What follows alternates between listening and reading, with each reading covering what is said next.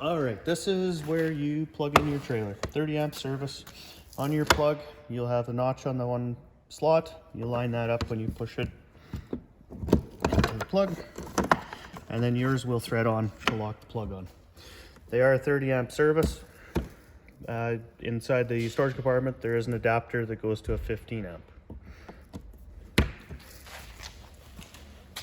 Side, the storage compartments are keyed and then quick latch, magnetic holder to hold the door open for you.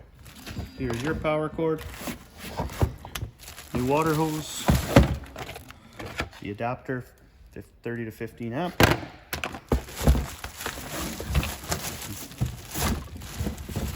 Crank handle for the stabilizer jacks, which under each corner of the trailer, there's 4 of them. They're there just to stabilize the trailer, not lift it. Down here is your dump station. The big valve, the black, is your black tank, which is your solid waste. The gray, the smaller valve, is your sink and shower water. Your sewer hose is in that compartment. Take the cap off, twist it, and then your sewer hose adapter will have the same pins or notches to line on there. You'll do that. Dump your solid first just by pulling the gate valve out. After it's done, then you'll dump your gray. Black tank flusher. So this is gonna rinse out the inside of your black tank. Down here, this valve is your freshwater tank. If you were to fill your tank, the fresh for drinking water or potable water, that's where you'll do that. Same thing, just open the gate valve to dump the tank.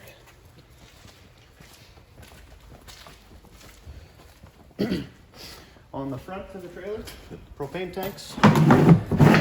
2 30-pound tanks are both full, except for what we've used for PDI. Both tanks are open here right now. In the center here, there's a selector of which tank it's drawing from. There's a little tab on this side pointing to this tank, meaning it's drawing from here. When this tank is empty, this sight glass will go red, telling you that this tank is empty, but it'll automatically change over to the other tank if it is open, the valve. To switch over, just rotate it, and then it's going to draw from the other tank. To take the tanks off to fill them, close the valves, undo the hose, undo the wing nut in the middle, and then lift up the bracket, and you'll be able to take the tank off. The RV battery is down in here under this box. It's a non-maintenance free battery, so you do have to check water levels in the cells periodically throughout the season. The tongue jack coupler to lock your coupler down safety chains.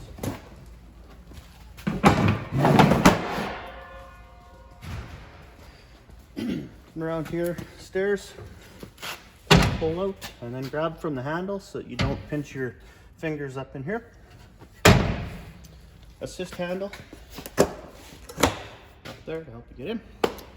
Outside speakers, 2 of them. Your range hood vent. If you're using your stovetop, you're going to turn the fan on, and that'll blow out the exhaust.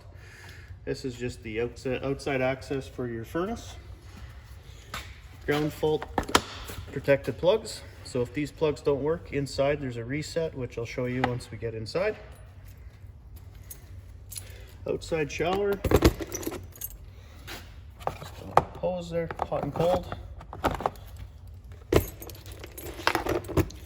This is the freshwater fill. If you have to use that for your site, you'll fill up that tank. Hot water tank. It's a gas and electric.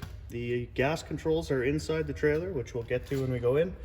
Out here, this switch here is the on-off for the 120. Right now the trailer is winterized.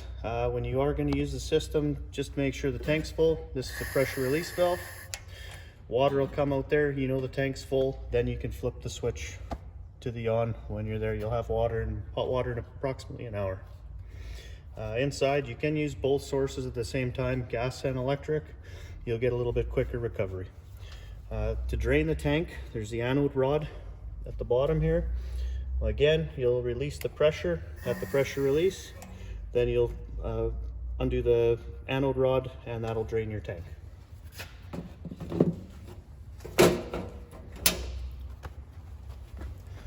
Again, the back door to the bedroom.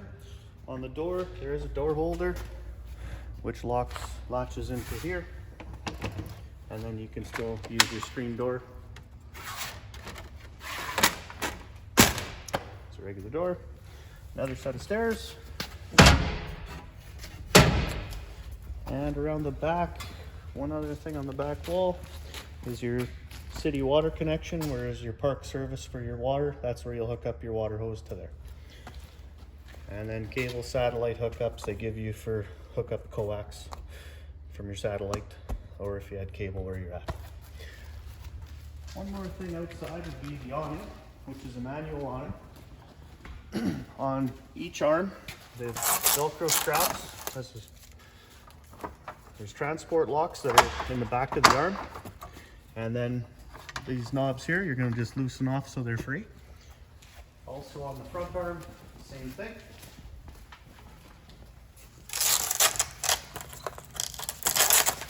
You squeeze these two tabs together. You can see that. Squeeze those, that will release it. And then loosen off that. And just inside the door,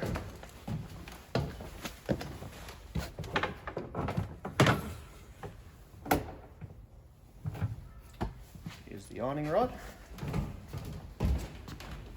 So up here on the front arm, you're going to pull this lever down. And then go to the middle of the awning where the strap is. And then you're going to pull the awning. When you're coming down, it is on a ratchet, so you don't have to hold on to it. When the awning is going up, there is no ratchet, so you have to be ready to put the awning all the way up. So there's your awning all the way out. Now we'll put the tension rafters. These just slide up and they clip into the top of the arm. Put a bit of pressure down and then tighten the knob on the arm. You'll do the same on the back.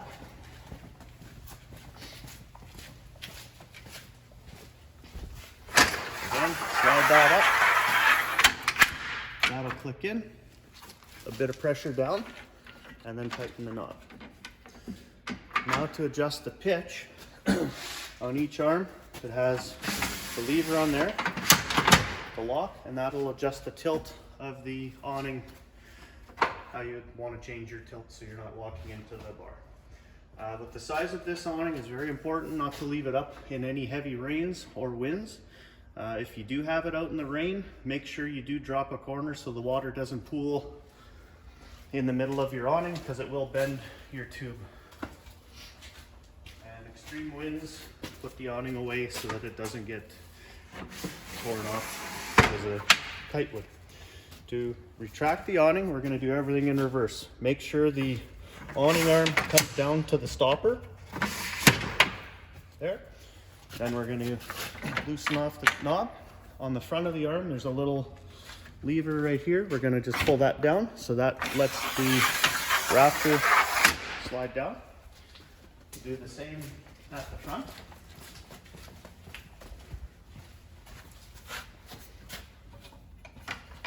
Loosen off the knob.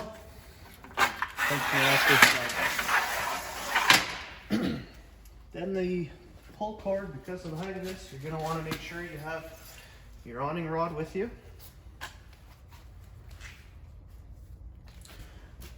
The awning cord slides in the trap.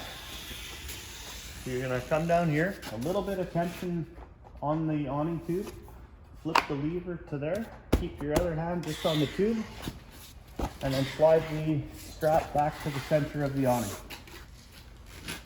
And then now the awning's going to go up on its own, but again, there is no ratchet, so you do have to have the awning rod with you, or hope you have someone around. You do not want to let the awning just go and slam up into the side of the trailer.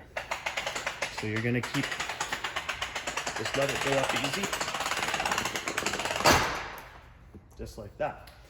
Then we'll go the arms again, and we're going to just squeeze the inner arm in, and then I like just tightening those off just so they don't rattle. And same thing on the front arm. Just squeeze those in. And that is it. Put the straps on after. All right, so one other thing, the outside LED light. It's on the switch there for the LED light for the awning. All right, when we come into the trailer, the slide is still out. To come through, to get into the front entrance, you have to come through the patio door. So in order for the slide to go out now, we're going to push the out button for the slide out, and this will run the living room kitchen slide. The bedroom slide is on its own switch, which is just inside the back door, which will, once this slide is out all the way, you'll hear the motor start clicking, and that's when you'll let go of the switch.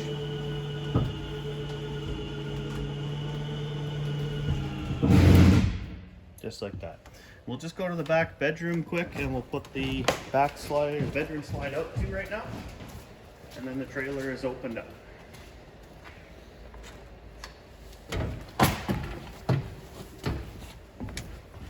Right here, it's going to push this slide, and same thing, once it starts ratcheting, you know it's out all the way.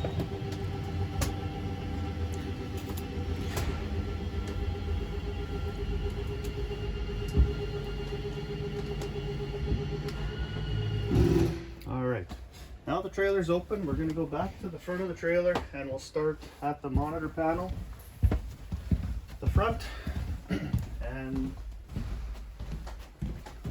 from there. So, alright, so this is your monitor panel again, which is where we put the slide out. The light switch for the ceiling is right there. Outside speakers, if you want them on, there's actually a light in the speaker. That's what that one is for there. Water pump switch. So when the unit is, if you have to use the water pump out of the fresh tank, when you're using park pressure, you don't have to use this pump. So the pump will be used for winterizing the trailer, or if you actually don't have water at your site. To turn it on, just turn it on, the light will be on for it. This next switch over here is the water heater for the propane. To light the tank, to turn the tank on to propane, just turn the switch on. Once it lights, this fault light will go out. If it doesn't ignite right away, the light will stay on. So we'll see what it does here right away.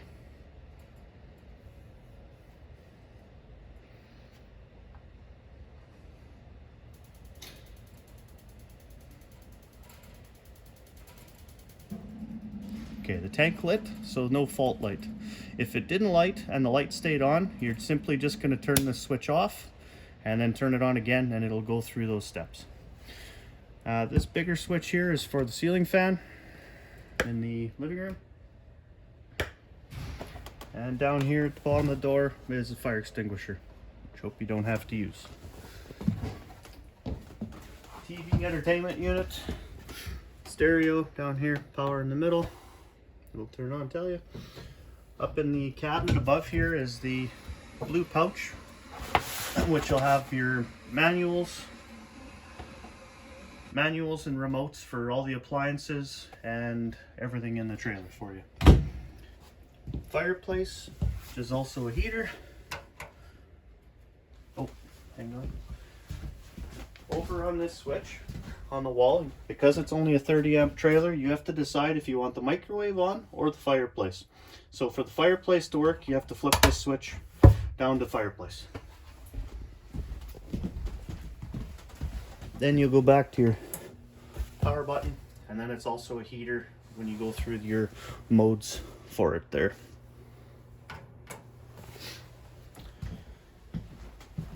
Refrigerator, this is just for transport.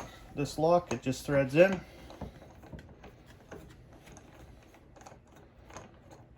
So once the trailer gets to your site, you'll unthread this, and then you don't have to put it back in unless you're moving the trailer. That's it. Adjust your temperatures just in the middle there where your dial, just like your residential household fridge.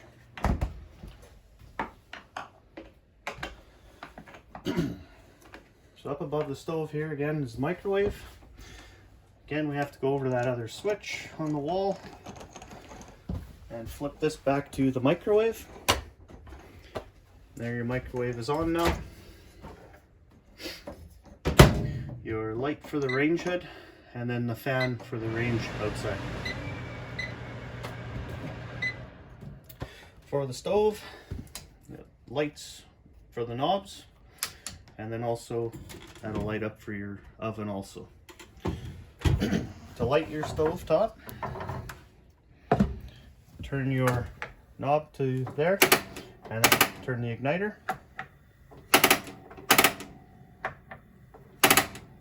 And when you are using the stove again, have your fan running. It's noisy, I won't have it on for the video. To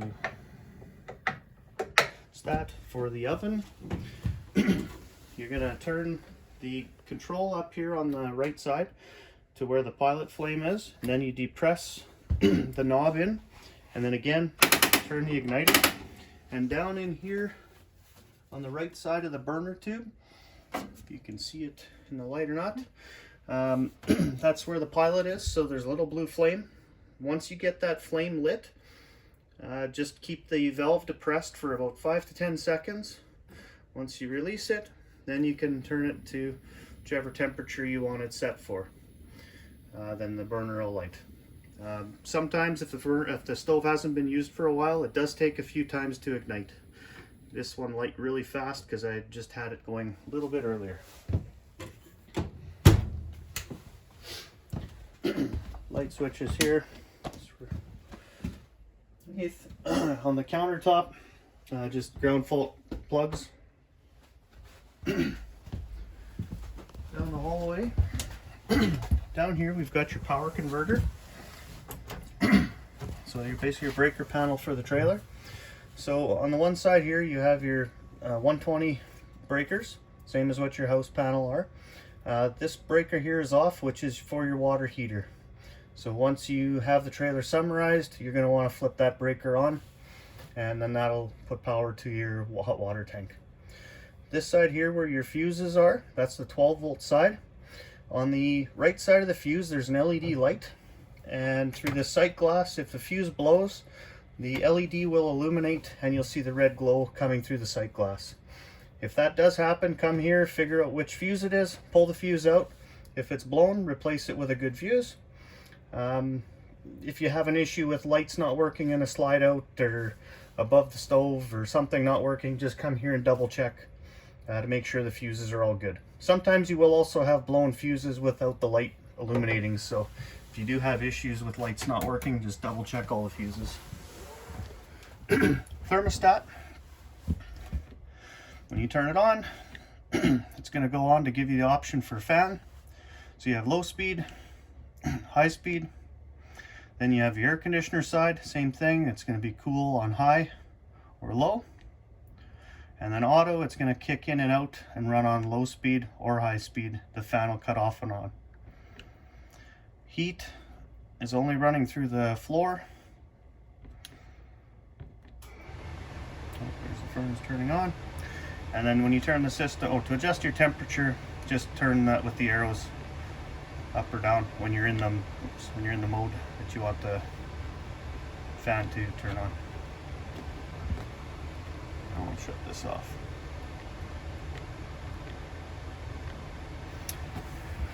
Down here is the central vac. Hook your hose up to there, and then your power button.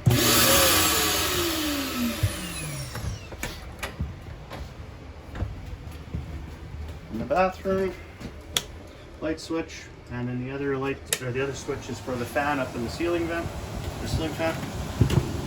And then you'll open the vent up manually, and your fan will run. In the bathroom here is where your main ground fault reset is, same as what your bathroom plug is in your house. Underneath the sink is where your water pump is, just up in here. This is where water pump is, and then winterizing is on this line here. You put this into your jug of antifreeze for winterizing. The toilet is a foot flush. Part way will give you water, and then all the way for the flush. Shower Pretty straightforward.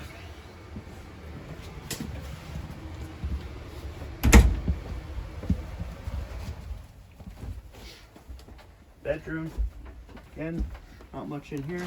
Storage under the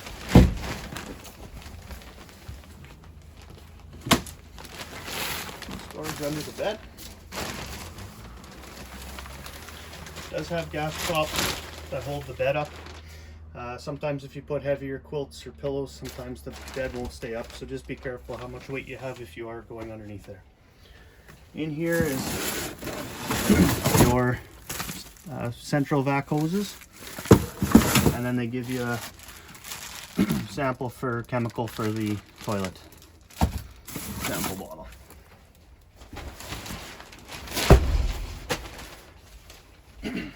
For the lights up here, for the reading lights, you can adjust the angle, and then the switches are just on the bases, and then USB charging ports on each side. Yeah.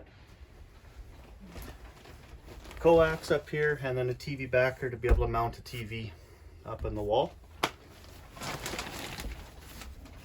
And we'll go back up to the living room area.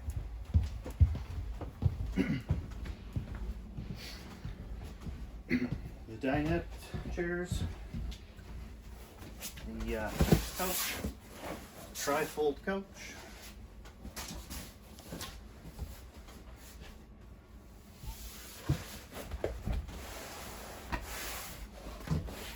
lift up there, fold these legs out, come down, and then the top part will fold out.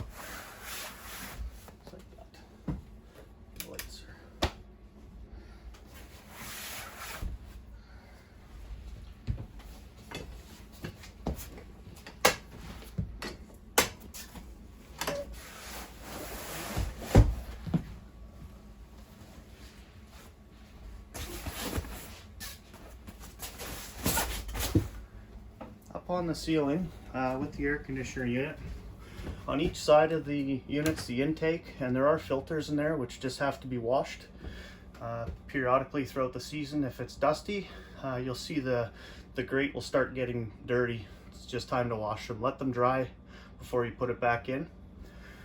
These vents here are quick cool features which will dump a lot of the air out when they're open. There's one on the front of the plenum, one on the back. When you're going to cool the trailer off, have them open. That'll dump all the cold air here.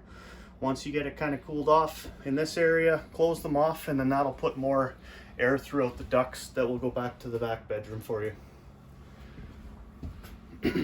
Oh, in the hallway, smoke alarm. It's up here. And also one other important thing that I forgot when we're around here is the propane leak detector and carbon monoxide alarm. Should this ever go off, make sure get out as fast as you can, turn off the propane, any source of ignition, before you come back in the trailer. And that sums it up for your 353. Thank you.